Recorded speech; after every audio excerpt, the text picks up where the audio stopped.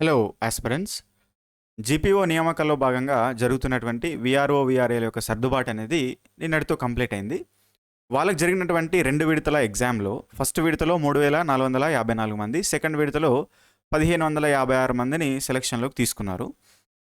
అయితే వాళ్ళందరూ పోను మనకున్నటువంటి 10,954 పోస్టులలో టోటల్ జీపీఓలలో 5,944 పోస్టులు అనేవి మిగిలినాయన్నమాట.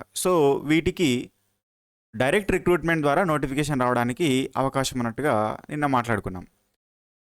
అయితే అక్కడ ఎవరైతే సర్దుబాటు జరిగినటువంటి వీఆర్ఓ, వీఆర్ఏలు ఎవరైతే ఉన్నారో సెలెక్ట్ అయిన వాళ్ళకి ఇక్కడ 15వ తారీఖున నియామక పత్రాలు ఇవ్వనున్నట్టుగా ఈరోజు న్యూస్ పేపర్లో ఒక అప్డేట్ అనేది ఇచ్చారనమాట. ఒకసారి అది కంప్లీట్ అయిన తర్వాత డైరెక్ట్ రిక్రూట్మెంట్ నోటిఫికేషన్ రావడానికి అవకాశం ఉన్నట్టుగా తెలుస్తుంది. అయితే నోటిఫికేషన్ డిలే అవుతుందా, వచ్చేస్తుందా అనే దాని గురించి ఇక్కడ మనం మాట్లాడుకుంటే, భూభారతి చట్టం ద్వారా ఏదైతే రెవెన్యూ సదస్సులు జరిగి భూములకు సంబంధించినటువంటి సమస్యలు, వివిధ సమస్యలు అనేవి మనకు ప్రజల నుంచి వచ్చినాయో దాదాపు 8,50,000 మంది, అంటే 8,50,000 అప్లికేషన్స్ అనేవి ఉన్నాయి.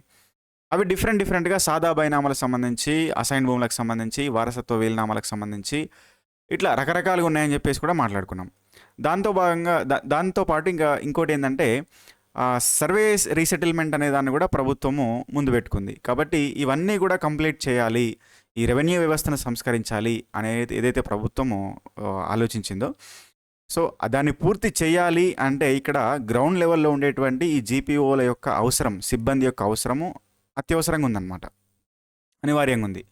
కాబట్టి ఒకసారి ఈ జీపీఓల నియామకం జరిగిన తర్వాతనే పూర్తి మొత్తంలో అప్పుడు మాత్రమే ఆ సంస్కరణ సాధ్యమవుతుంది. కాబట్టి దాన్ని దృష్టిలో పెట్టుకుని ప్రభుత్వము ఇమీడియట్గా అందరూ 10,954 మందిని నియమించాల్సినటువంటి అవసరం అనేది ఉందన్నమాట. కాబట్టి మిగిలిన పోస్టులకు సత్వరంగా నోటిఫికేషన్ రిలీజ్ చేసి నిరుద్యోగులకు న్యాయం చేయవలసిన అవసరం ప్రభుత్వానికి ఉంది.